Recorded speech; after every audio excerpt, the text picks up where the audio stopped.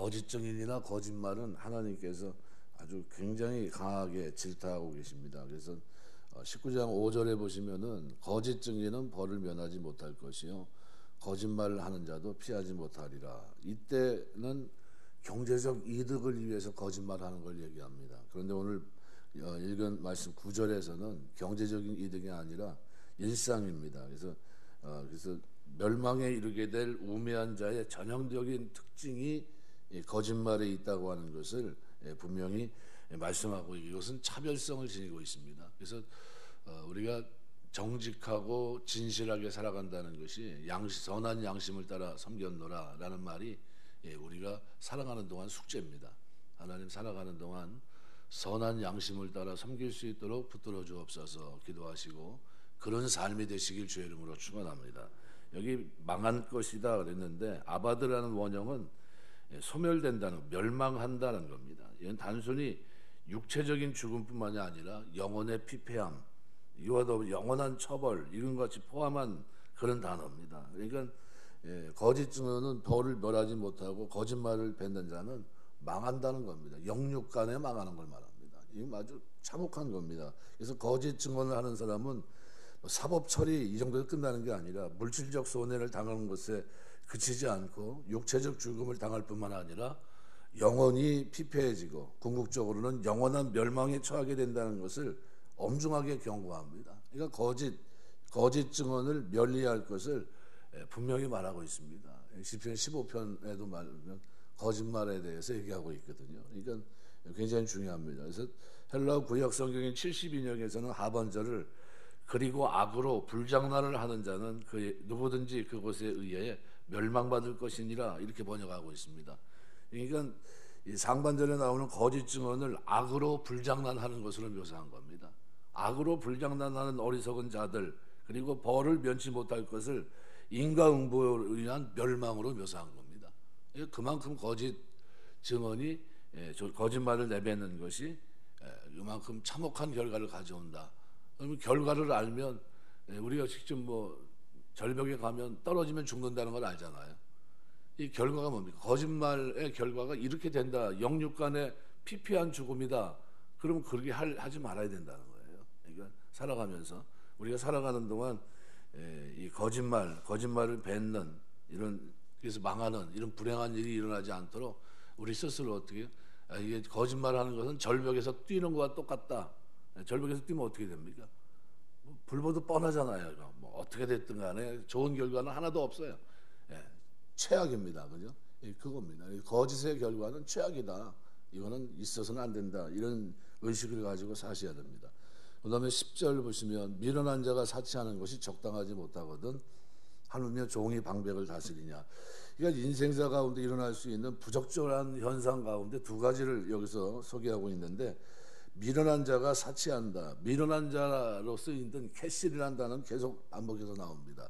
1절에서도 가난하여도 성실하게 행하는 자는 입술이 패역하고 미련한 자보다 낫다. 그러니까 지혜를 멸시함으로써 자기 멋대로 아주 지적으로도 매우 우둔하고 제멋대로 행동하는 이런 사람을 캐실이라고 얘기하는데 그러한 사람이 사치를 한다는 건 어떤 얘기입니까? 미련한 자가 부자가 된다는 뜻입니다. 만약 그렇게 된다면 미련한 자는 지혜를 멸시할 것이고 우둔하고 제멋대로 행동하는 자신의 삶의 방식이 옳은 것이었음을 떠들고 다닐 것이고 사람들로 하여금 지혜를 멸시하는 길로 접어들게 유혹할 겁니다. 그럼 이게 올바르지 못하죠. 이게 결국 자신의 미련함을 개선할 기회를 얻지 못하고 망하게 됩니다. 그것은 물론이고 다른 사람들을 미련하게 만들고 그들도 패망하게 만드는 겁니다. 따라서 미련한 자가 부자가 돼서 사치하는 일은 일어나지 말아야 될 통탄스러운 일 가운데 하나다라는 거예요. 그러니까 미련한 자가 사치하는 것이 적당하지 못하거든 하물며 적당하지 못한다는 말은 아름답지 못하다는 겁니다. 어울리지 않는다, 조화를 이루지 못한다 이런 뜻입니다. 그러니까 조화를 이루며 모든 면에 적당한 것을 미덕으로 생각하고 미의 기준으로 삼는 인간의 보편적인 심성 이게 적당하다는 거거든요. 근데 적당하지 못하다는 거예요. 누가 봐도 이거는 잘못된 거다라는 거예요. 쉽게 말하면 말 그대로 깡패가 잘 살고 그러면 안 된다는 거예요. 그 부적절하게 잘못 살아가는 사람들이 그게 왜요? 거기에 그게 미련한 건데 그게 하나님 앞에 잘못된 건데 거기에 동화돼 가지고 쫓아가면 같이 망하는 겁니다. 그 얘기를 하고 있는 거예요. 그러니까 올바른 삶의 구조를 가져야 된다. 이 하반절은 또 이렇게 하물며 종이 방백을 다스림이냐. 상반절보다 표현의 강도가 더욱 강합니다. 하물며 수사적 질문을 유도하는 아프키 이렇게 돼 있는데 종이 방백을 다스리는 현상이 더없이 부적절하다는 거예요. 이건 올바르지 못하다. 이 원문은 방백이 복수형으로 되어 있습니다. 그러니까 종의 주의가 아주 높아진 거죠. 방백을 다스릴 정도면 말이 안 되는 거죠. 이건 통치자로서 소양을 갖추지 못한 자가 자기보다 더 탁월한 사람을 다스리는 것은 마땅하지 않다는 겁니다. 주어진 일만 했던 종이 다른 사람들을 다스리고 복잡하고 미묘한 일들을 파악하고 처리하는 데는 서툴 수밖에 없어요. 그런 사람들이 하게 되면 문제가 됩니다. 종이 방백을 다스림이냐, 있어서는 안 될 일이라는 거죠. 그래서 따라서 그가 높은 자리에 앉게 되면 많은 일들이 큰 혼란이 생겨날 수밖에 없습니다. 왜요? 제왕의 어떤 가야 될 길을 배운 적이 없기 때문입니다. 영국 왕실은 어렸을 때부터요 하나하나 만들어 갑니다. 그래서 아이들을 혼자서 사색하고 고민하고 그러면서 자기 스스로 책을 보고 기도할 수 있는 시간을 어려서부터 훈련을 시킵니다. 모든 게 다 습관입니다. 그래서 시간이 되면 가정교사가 붙어서 어떻게 하냐면 집에 자기 방에 집어넣어요. 맨 처음에는 30분, 그 다음에 1시간, 나중엔 2시간, 4시간 이렇게 해서 나중에는 혼자 하루 종일 가만히 앉아 있어도 아무런 거리낌이 없는, 이게 아주 절제되어 있는, 그래서 그동안에 그 조용히 사색할 수 있는 이런 걸 언제부터 시키냐면요, 어려서부터 시킵니다. 왕실 교육입니다. 그게 왕실 교육. 그러니까 어느 자리 가서도 있는 듯 없는 듯 할 수 있고 자기가 해야 될 일에 대해서는 분명한 지식을 갖추고 있고 하는 그런 분명한 이 기준을 가지고 성장을 시키거든요. 그런 아이들과 한번 가만히 보세요. 그냥 막 천방지축으로 뛰어놀고 자기 멋대로 살도 그냥 뭐 아나무인이고 부모 말도 안 듣고 하는 사람들하고 비교를 한번 해보세요. 비교가 안 됩니다. 근데 그런 아이가 만일 뭐 왕위에 서 있다, 어떻게 되겠습니까? 뒤죽박죽이죠. 왜냐하면 가치가 어때요? 보편화되어 있지 못하니까. 누구나 다 생각하는 공감대가 형성이 되어 있지 못합니다. 사람들이 이렇게 생각했구나 하는 그런 기준이 없는 겁니다. 그러니까 자기 멋대로 합니다. 그러니까 뭐 남들이 다치든 말든 아나무인이에요. 이건 잘못되는 거죠. 그런 부분입니다. 그래서 이런 부분은 올바르지 못하다는 거죠. 혼란이 생길 수밖에 없고 불행을 가져올 수밖에 없고 자신도 불행하고, 그래서 솔로몬은 이러한 부적절한 일을 금지하는 것이 맞다는 거예요. 그래서 오늘 10절에는 미련한 자가 사치하는 것이 적당하지 못하고 하물며 종이 방백을 다스림이냐, 있어서는 안 될 두 가지 얘기를 얘기하고 있고, 마지막 11절에 보시면은 노하기를 더디하는 것이 사람의 슬기요 허물을 용서하는 것이 자기의 영광이다. 여기 슬기 세겔이란 말은 뭐 사칼이란 원형은 많이 들었을 겁니다. 이성적이고 합리적인 통찰력이나 신중함 가운데 젖어드는 깊은 생각, 심사숙고 이를 뜻합니다. 이게 슬기다. 그래서 노하기를 더디하는 것이 사람의 슬기라는 겁니다. 그러니까 노하기를 더디할 수 있는 방법에 대해 교훈하는데 그 방법이 뭐냐? 슬기롭게 슬기를 갖는 거라는 거예요. 심사숙고하는 거다, 그런 얘기입니다. 그러니까 노하기를 더디한다는 말은 화를 참고 억제하는 행위, 자기의 감정을 다스리는 것을 의미합니다. 자기의 감정을 다스릴 줄 아는 사람은 세상에서 다른 사람과 더불어 살아가는 방법을 터득한 사람이에요. 슬기가 있는 거예요. 그래서 인생의 이치를 깨달은 사람이라는 점에서 슬기롭다 이렇게 얘기합니다. 미국의 어느 작은 마을에서 한 중년 부인이 고아원을 이제 차려서 불쌍한 아이들을 돌보는데, 고아원을 운영하는데 필요한 돈을 모으고자 직접 모금함을 목에 걸고 거리에 나가서 돌곤 했었습니다. 어느 날 부인이 술집 안에 들어갔어요. 그리고 술 취한 손님에게 다가가서 부모 없는 애들을 좀 도와주십시오. 작은 정성이라도 아이들에게는 큰 보탬이 됩니다 하면서 도움을 요청합니다.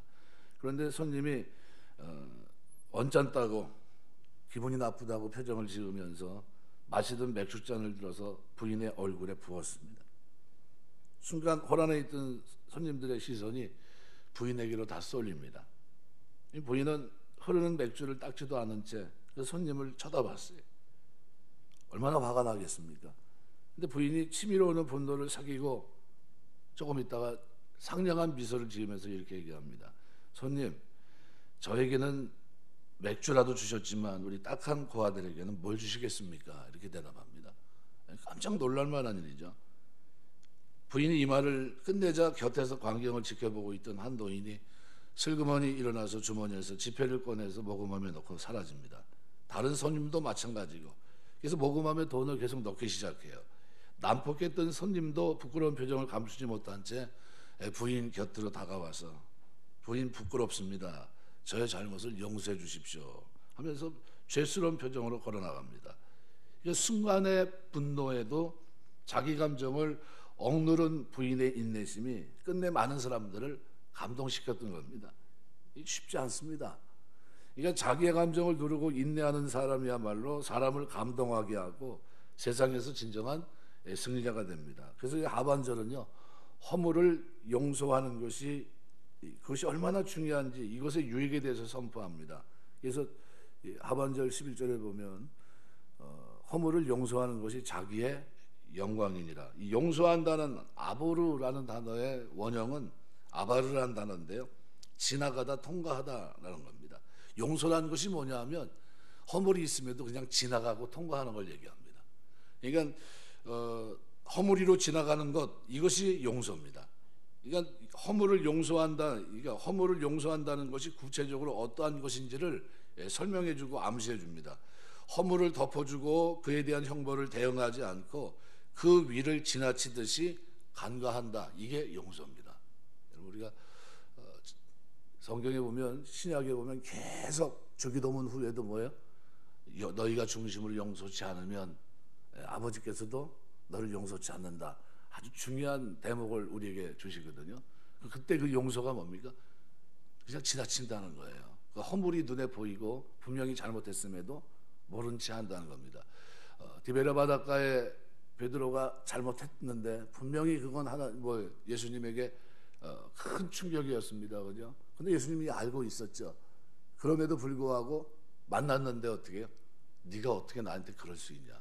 네가 그래도 수석 제자인데 어떻게 도망갈 수 있고 계집아이 앞에서 3번이나 나를 부인하고 어떻게 그런 일을 할 수 있냐? 이렇게 물어보지 않으세요? 그냥 용서하세요. 덮으십니다. 그게 지나간다는 뜻입니다. 지나간다. 용서. 그러니까 허물을 거듭 말하는 자는 친한 것을 어떻게 해요? 이간하는 사람입니다. 그래서 잘못된 거죠. 그러니까 사랑은 뭐예요? 허다한 허물을 덮느니라 그랬어요. 지나간다는 거예요. 허물이 있음에도 어떻게 해요? 모른 채 하고 지나간다, 이런 뜻입니다. 그래서 이러한 용서는 죄 많은 우리들을 예수 그리스도의 보혈로 말미암아 마치 죄 없는 것처럼 지나치신 하나님의 용서. 하나님 우리를 어떻게 용서하셨습니까? 죄가 없습니까? 아니면 허물이 없습니까? 죄와 허물로 죽어 있는 우리인데 못 본 채하고 어떻게 십자가 지신 겁니다. 그 죄를 다 짊어지신 거예요. 지나가신 겁니다. 그냥 그걸 다 하나하나 들추면 어때요? 뭐 엄청난 겁니다. 말로 표현할 수 없는 죄악인데, 그런데 우리 주님은 그런 거 하나하나 하지 않고 어떻게 지나가셨어요. 그냥 지나가신 겁니다. 그래서 하나님의 용서에 대한 최고점이 예수님의 십자가예요. 그래서 자기의 영광이나 티프하라란 말은 자랑거리라는 겁니다. 화려함, 아름다움, 이런 뜻입니다. 그러니까 여기 대해서 성경 주석 가운데 머피는 이렇게 얘기합니다. 무한하신 자비로서 인간을 용서하시는 하나님의 영광을 인간이 부분적으로나마 닮을 수 있는 길이 허물을 용서하는 데 있다는 것을 보여준다, 이렇게 얘기했어요. 여러분 어떻게 생각하십니까? 용서라는 이 차원을 우리가 단순히 기분이 나쁜데 그냥 지나가야 되나 말아야 되나 이 정도가 아니라는 거예요. 그래서 우리 신앙생활에서 두고두고 기도해야 될 제목이 있다. 오늘 본문은 우리에게 2가지를 아주 중요하게 취급하고 있습니다. 그죠? 하나는 거짓말, 거짓 증인. 이것은 절벽에서 떨어지는 것과 똑같다. 하지 말아야 될 거다. 또 하나는 뭡니까? 오늘 마지막에 얘기한 대로 허물을 용서할 줄 아는 사람입니다. 지나가면 모른 채하고 그를 위해 기도해 줄 수 있다면 그게 뭡니까? 최고의 사랑 아니겠습니까? 우리 주님이 이 땅에 오셔서 우리의 죄를 하나하나 들추지 아니하시고 우리에게 이렇게 분노의 감정 속에서 다스리고 심사숙고하면서 살아갈 수 있는 슬기, 그리고 그 속에서 또 살아가는 동안에 용서하는, 이것이 바로 그 사람의 자랑거리라는 거예요. 용서. 우리가 자랑하려면 뭘 자랑해야 됩니까? 바로 이걸 자랑해야 됩니다. 그 사람은 슬기 있는 사람이야, 슬기로운 사람이야, 그 사람은 용서할 줄 아는 사람이야. 이럴 수만 있다면 얼마나 좋겠습니까? 늘 기도하면서 우리 삶을 돌아보고 하나님 보실 때 하나님 나에게 슬기와 용서하는 삶이 내 삶에 두드러진 모습으로, 아름다운 모습으로, 자랑거리가 될 만한 삶으로 하나님 나를 인도해 주옵소서 기도하시고 그와 같은 삶이 되시기를 주의 이름으로 축원합니다. 기도하겠습니다.